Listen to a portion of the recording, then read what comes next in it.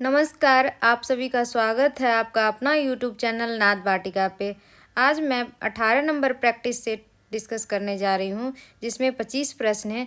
जो भी म्यूजिक के स्टूडेंट हैं, estate paper 1, paper 2, BPSC TRE 4.0 का तैयारी कर रहे हैं, उनके लिए बहुत ही महत्वपूर्ण क्लास है। आप लोग वीडियो को ज़रूर से ज़रूर देखें। वीडियो पसंद आए तो लाइक सब्सक्राइब करें, शेयर करें।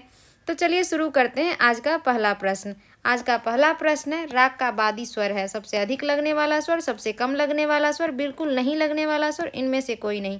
सबसे अधिक लगने वाले स्वर को बादी स्वर कहते हैं, बादी स्वर कहते हैं। और सबसे कम लगने वाला स्वर नहीं, बादी से कम लगने वाला, बादी से कम लगने वाला, बादी से कम स्वर लगने वाला, उसे हम संवादी स्वर कहते हैं, उसे संवादी स्वर कहा जाता है।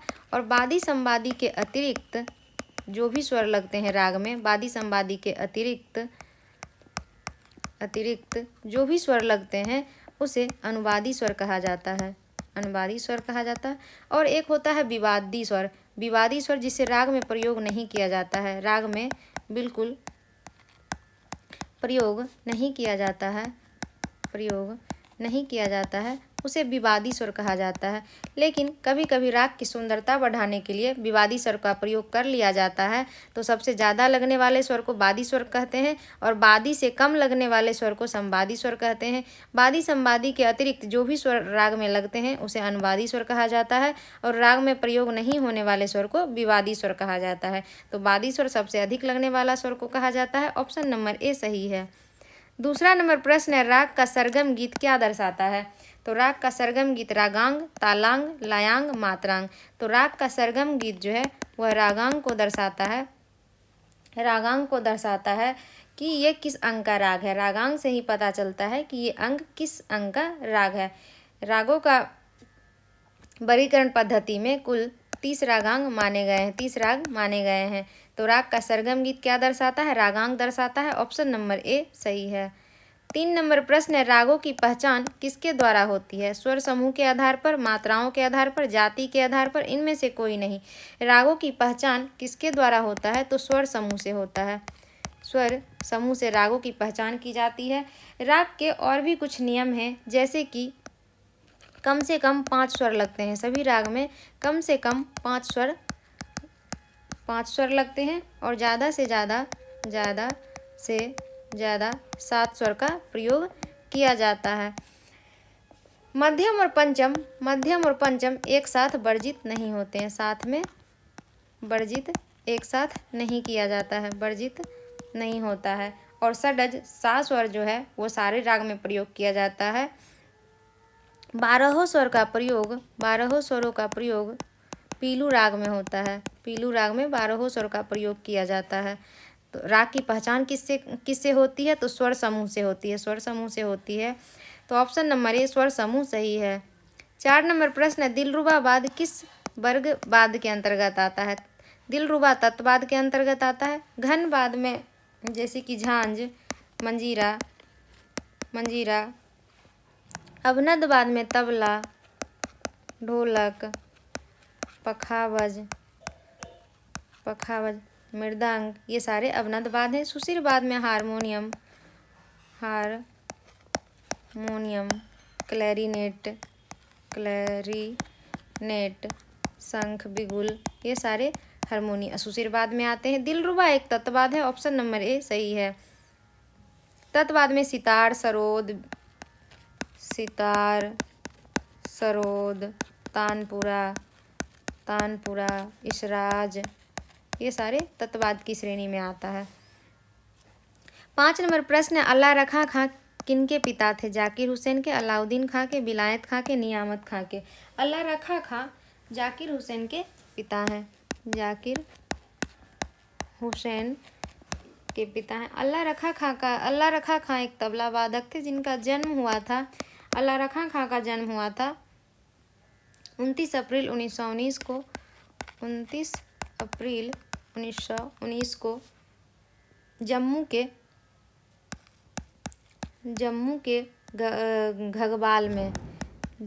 घगवाल में इनका जन्म हुआ था। पंजाब घराने से इनका संबंध था, पंजाब घराने से अल्लाह रखा खां का पंजाब घराने से संबंध था। रविशंकर के साथ अक्सर संगत किया करते थे। रविशंकर जी के साथ, पंडित रविशंकर सितार वादक थे, उनके साथ अक्सर संगत किया करते थे। अल्लाह रखा खां को 1977 ईस्वी में पद्मश्री से सम्मानित किया गया था। पद्मश्री से सम्मानित किया गया था 1977 में। 1982 में इन्हें संगीत नाटक अकादमी से सम्मान किया गया था। संगीत नाटक अकादमी से इन्हें नवाजा गया था। 3 फरवरी 2000 को मुंबई में इनका निधन हो गया था। 3 फरवरी 2000 को निधन हो गया था इनका मुंबई में अल्लाह रखा खां को। अल्लाह रखा खां के पुत्र जाकिर हुसैन, ये भी एक तबला वादक थे। तो अल्लाह रखा के पुत्र में जाकिर हुसैन है। ऑप्शन नंबर ए सही है। 6 नंबर प्रश्न, संगीत किसे कहते हैं? गायन को, वादन को, नृत्य को, तीनों के मिश्रण को। गायन, वादन और नृत्य, तीनों के समावेश को संगीत कहा जाता है। तो तीनों के मिश्रण को संगीत कहते हैं। ऑप्शन नंबर डी सही है। 7 नंबर प्रश्न है, सप्तक में कितने स्वर होते हैं? सप्तक में 7 स्वर होते हैं। 7 स्वर होते हैं। लेकिन संगीत में अगर कुल स्वर पूछे तो कुल स्वर पूछा भी जाता है एग्जाम में। कुल स्वर पूछे तो 12 स्वर होता है।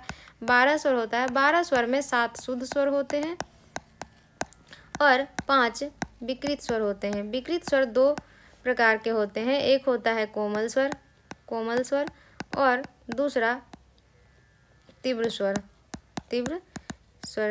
तीव्र स्वर मध्यम एक श्रुति ऊपर जाने के बाद तीव्र स्वर कहलाता है और रेगा ध्वनि एक श्रुति नीचे आने से रेगा ध्वनि जो कोमल किया जाता है। तो 4 कोमल स्वर हैं और 1 तीव्र स्वर है, 7 शुद्ध स्वर है, 12 कुल स्वर होते हैं और सप्तक में 7 स्वर होते हैं। तो 7 ऑप्शन नंबर डी सही है।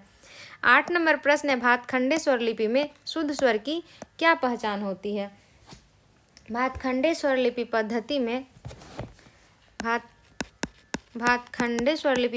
में शुद्ध स्वर जो होता है, शुद्ध स्वर में कोई चिन्ह नहीं होता है। और कोमल स्वर जो होता है, कोमल स्वर में नीचे लकीर, नीचे रेखा देते हैं कोमल में। और तीव्र स्वर जो होता है उसमें ऊपर विकृत स्वर जो होता है उसमें कोमल स्वर में तीव्र स्वर होता है। तीव्र में क्या करते हैं कि ऊपर लकीर देते हैं। तीव्र स्वर में ऊपर लकीर दिया जाता है, जैसे कि मध्यम तीव्र होता है ये तीव्र स्वर। और पुलुस्कर पद्धति में कोमल स्वर में पुलुस्कर पद्धति में नीचे हलंत दिया जाता है। और तीव्र में क्या होता है कि उल्टा हलंत देते हैं। तीव्र में उल्टा हलंत दिया जाता है, उल्टा। और शुद्ध में कोई चिन्ह नहीं होता है, तो भातखंडे स्वर लिपि पद्धति में क्या होता है? शुद्ध स्वर में कोई चिन्ह नहीं होता है, कोई रेखा नहीं। ऑप्शन नंबर डी सही है। 9 नंबर प्रश्न है, भातखंडे स्वर लिपि में विकृत स्वर की क्या पहचान है? विकृत स्वर की क्या पहचान है? नीचे रेखा, ऊपर रेखा, नीचे बिंदी, ऊपर बिंदी। भातखंडे स्वर लिपि पद्धति में विकृत स्वर में कोमल स्वर में नीचे रेखा होता है और तीव्र स्वर में ऊपर खड़ी रेखा होता है। तो ऊपर रेखा और नीचे रेखा, इसमें दोनों नीचे रेखा, नीचे इस तरह से रेखा कोमल स्वर में लगाते हैं तो ये विकृत होता है।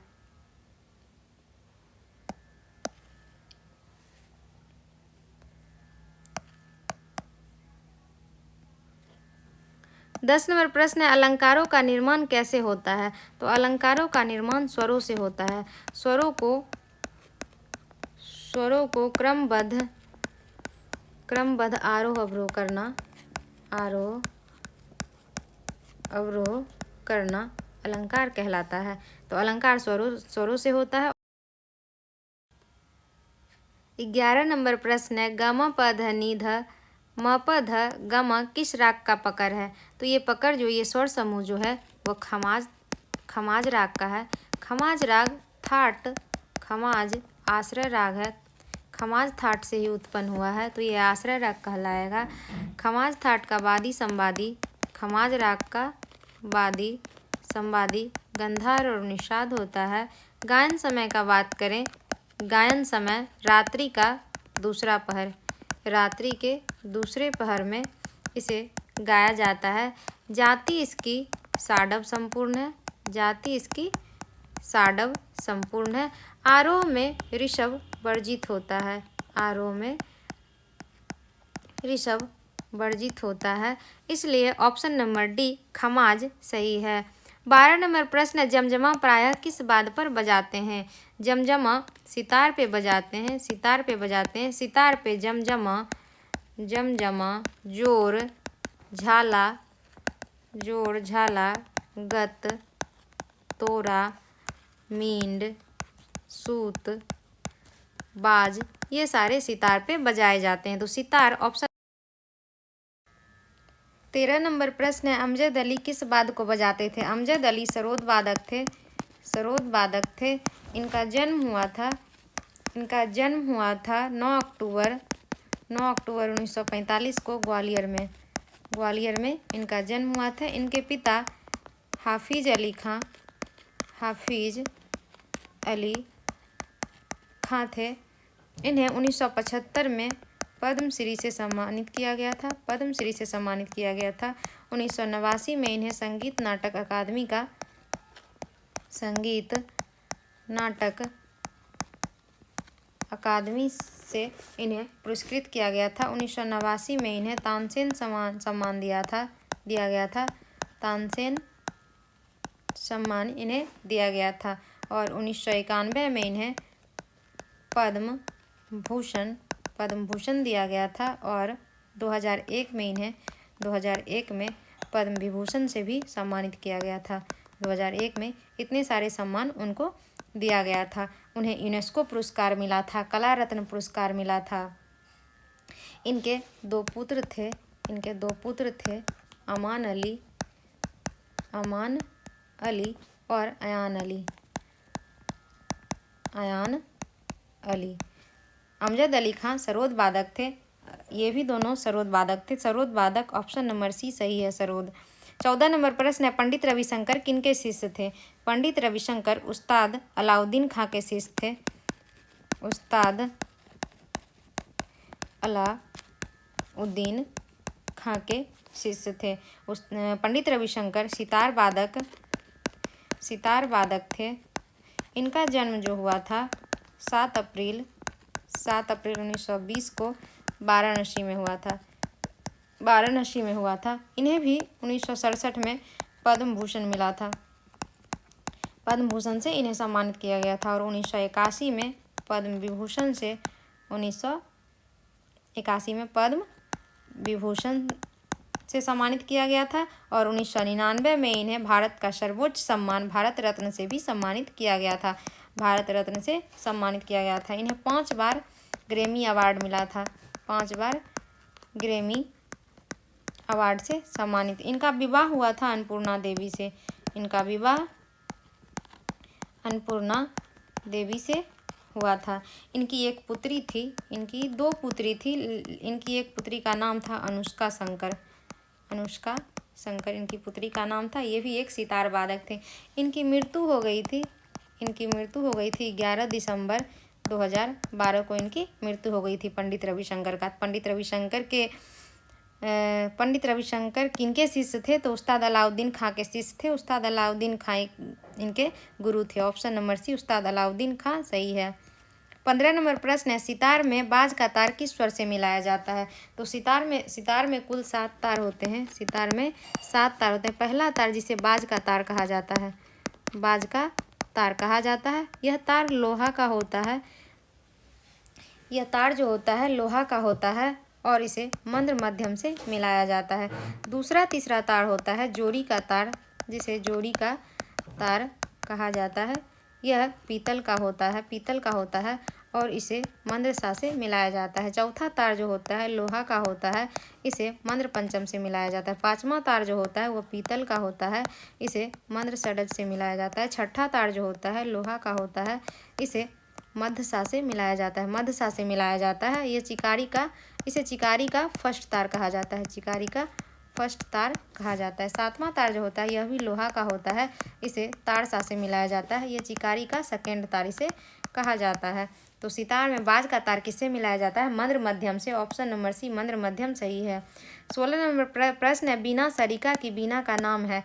तो रुद्र बीना, तंजोरी बीना, विचित्र बीना। विचित्र बीना बिना सारिका का बाद होता है। तो ऑप्शन नंबर सी विचित्र बीना सही है। 17 नंबर प्रश्न है, पंडित राम नारायण किस वाद्य के लिए प्रसिद्ध हैं? बीना, गिटार, सारंगी, दिलरुबा। पंडित राम नारायण जो थे वो सारंगी वादक थे। पंडित राम नारायण सारंगी वादक थे। ऑप्शन नंबर सी सारंगी सही है। 18 नंबर प्रश्न है, आरी लय किस भिन्न से प्रदर्शित होती है? तो आरी लय जो होता है वह डेढ़ गुण होता है। डेढ़ गुण होता है, जिसे 3/2 भिन्न में लिखते हैं। और कुआर लय होता है सवा गुण। कुआर लय सवा गुण होता है। बियार लय पौने 2 गुण। पौने 2 गुण बियार लय। तो आरी लय किस भिन्न में लिखते हैं? तो 3/2। ऑप्शन नंबर बी सही है।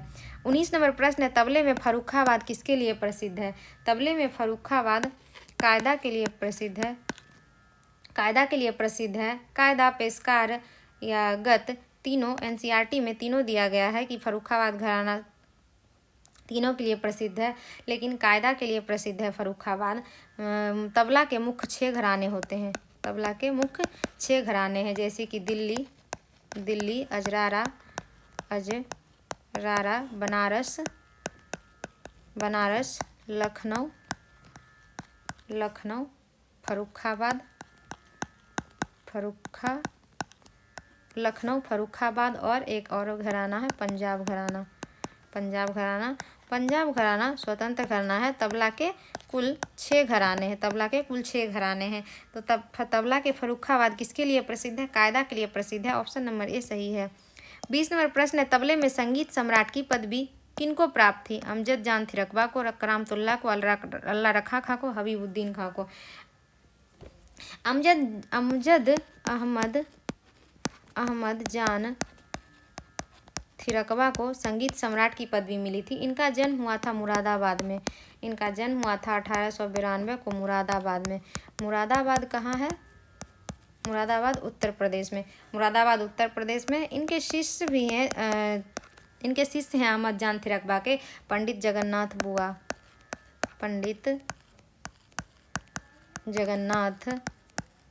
बुआ पुरोहित। इनके शिष्य थे पंडित लालजी गोखले, पंडित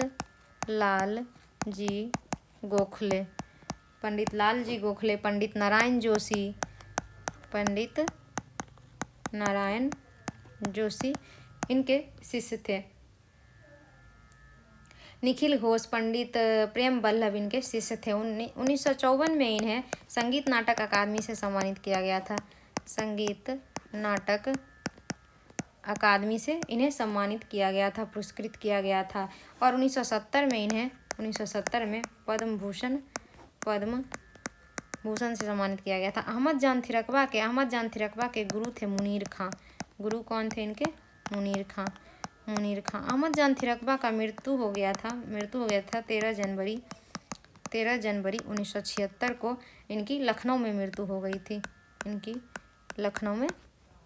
हो गई थी। तो अहमद जान थिरकबा ऑप्शन नंबर ए सही है।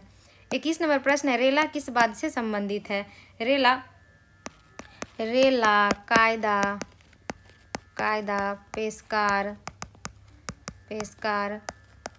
परन, उठान, टुकड़ा, ये सारे तबला से संबंधित है, तबला से संबंधित है। ऑप्शन नंबर ए तबला सही है। 22 नंबर प्रश्न, ठाई की तिहाई को क्या कहते हैं? चक्रदार परण, चक्रदार टुकड़ा, चक्रदार तिहाई। तो ठाई के तिहाई को चक्रदार तिहाई कहते हैं। ऑप्शन नंबर सी चक्रदार तिहाई सही है। 23 नंबर प्रश्न है, जोड़ आलाप कहाँ बजाया जाता है? आलाप से पहले, आलाप के बाद, झाला के बाद। जोड़ आलाप जो होता है, आलाप जो होता है वो रागों के स्वर को विस्तार करने के लिए हम लोग आलाप लेते हैं। तो रागों के स्वर को विस्तार करते हैं, रागों को प्रदर्शित करते हैं, उसके लिए जोड़ आलाप लिया जाता है। तो आलाप से पहले, आलाप के बाद या फिर झाले के बाद। तो आलाप इनमें से कोई नहीं होगा, रागों से पहले लिया जाता है। तो जोड़ आलाप रागों से पहले लिया जाता है। तो ऑप्शन नंबर डी इनमें से कोई नहीं सही है। 24 नंबर प्रश्न है, पंडित बलराम पाठक क्या बजाते थे? पंडित बलराम पाठक सितार बजाते थे। पंडित बलराम पाठक सितार बजाते थे। ऑप्शन नंबर ए सही है। 25 नंबर प्रश्न है, शरण रानी क्या बजाती थी? तो शरण रानी सरोद बजाती थी। सरोद वादक थी शरण रानी। इन्होंने अलाउद्दीन खां और अली अकबर खां से सरोद की शिक्षा ली थी। अलाउद्दीन खां और अली अकबर खां से सरोद की शिक्षा ली थी। सरोद की शिक्षा शरण रानी इन्हीं दोनों से ली थी। इनके गुरु अलाउद्दीन खां और अली अकबर खां हैं। शरण रानी क्या बजाती थी? सरोद बजाती थी। ऑप्शन नंबर बी सही है। आज हम यहीं तक रखेंगे, आगे का प्रश्न आगे के प्रैक्टिस सेट में कराया जाएगा। तो दोस्तों वीडियो पसंद आए तो लाइक सब्सक्राइब जरूर करें, शेयर करें।